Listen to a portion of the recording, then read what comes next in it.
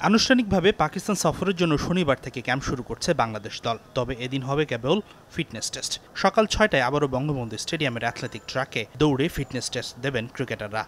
Strength and conditioning coach Nathan কেলি প্রথমে ক্রিকেটারদের গতি যাচাই করে নেবেন ৪০ মিটারের স্প্রিন্টে। এরপর ক্রিকেটারদের দিতে হবে সবচেয়ে বড় পরীক্ষা, কার দম কত সেটা যাচাই করতে দৌড়াতে হবে ১৬০০ মিটার, অর্থাৎ ১.৫ কিলোমিটারের বেশি দূরত্ব। এর আগে গত ২০ এপ্রিল বঙ্গবন্ধু স্টেডিয়ামের টার্ফেই একই ধরনের পরীক্ষা দিয়েছিল ক্রিকেটাররা।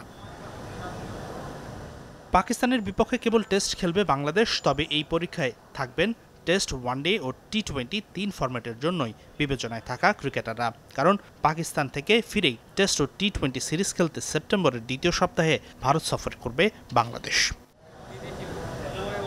রোববার থেকে শুরু হচ্ছে বাংলাদেশ দলের স্কিল ট্রেনিং। ক্যাম্প পরিচালনা করতে বৃহস্পতিবার দিবাগত রাতে ঢাকায় ফিরেছেন head coach Chandika Hathurusingha. Australia থেকে একই বিমানে তারই সাথে ঢাকায় ফিরেছেন ওজি ট্রেনার নাথান কেলিও। আর শনিবার ঢাকায় আসবেন সহকারী কোচ নিক পোথাস। আর বেশ কিছুদিন আগে ঢাকায় এসেছেন ব্যাটিং কোচ ডেভিড হেম্প ও pace bowling coach Andre Adams.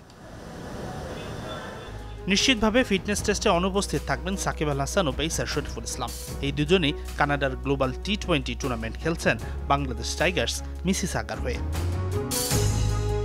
Hasinur Rahman, Jamuna sports, Dhaka.